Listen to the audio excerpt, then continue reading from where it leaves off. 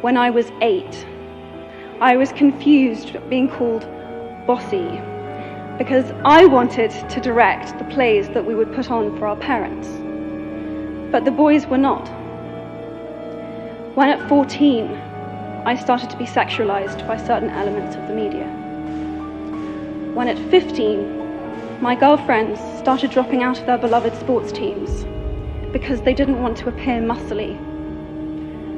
When at 18, my male friends were unable to express their feelings. I decided that I was a feminist, and this seemed uncomplicated to me. But my recent research has shown me that feminism has become an unpopular word. Your time is limited, so don't waste it living someone else's life. Don't be trapped by dogma, which is living with the results of other people's thinking. Don't let the noise of others' opinions drown out your own inner voice. And most important, have the courage to follow your heart and intuition. They somehow already know what you truly want to become. Everything else is secondary.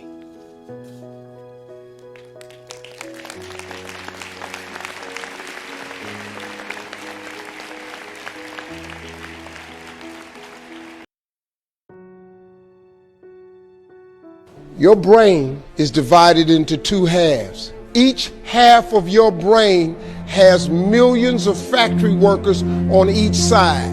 At the forefront of each one of those factories is a forming positive and you got forming negative. You're the boss of the factory. You wake up in the morning and you say, man, I don't feel myself today. Forming negative hears that.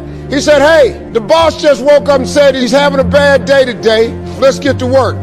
And your day starts tumbling into what you ordered. You could wake up in the morning and you say, you know what?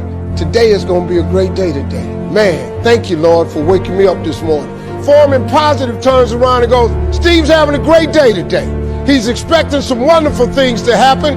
And man, let's get it going. And they start manufacturing thoughts.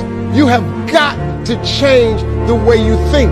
It is the whole determining factor of where you go in life. In life, you're either a passenger or a pilot. You've got that choice. This is one of the biggest choices you'll ever make. Are you defining what direction you're moving in, or are you letting other people make the biggest decisions of where you're going? See, at first, it's more comfortable being the passenger. You sit back, relax, have people serve you. It feels easier. It feels more natural. But then as time goes by, you look outside the window and you realize you've ended up somewhere that you didn't want to be. Then you start blaming people around you, blaming people who made those decisions for you, blaming people who should take responsibility for where you've ended up. Sometimes you feel lost, confused, and wonder how you ever got there. And in that moment, at that time, you've got this important choice to make. You can either switch seats, grab hold of the steering wheel, and start guiding your life, or remain a passenger. You can't be both. Which one are you?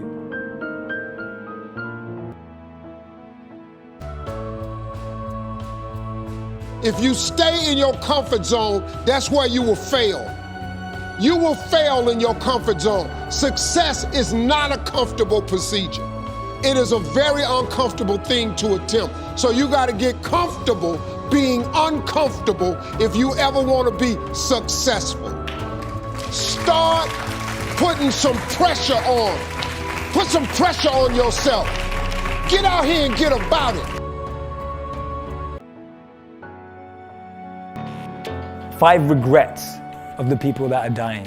I wish I'd had the courage to live a life true to myself, not the life others expected of me. This was a nurse who talked about her experience sitting down with people just before they died and wrote down the most common regrets people had. These are the top 5. The great thing about talking about it right now, you're not 80 and you're not dying.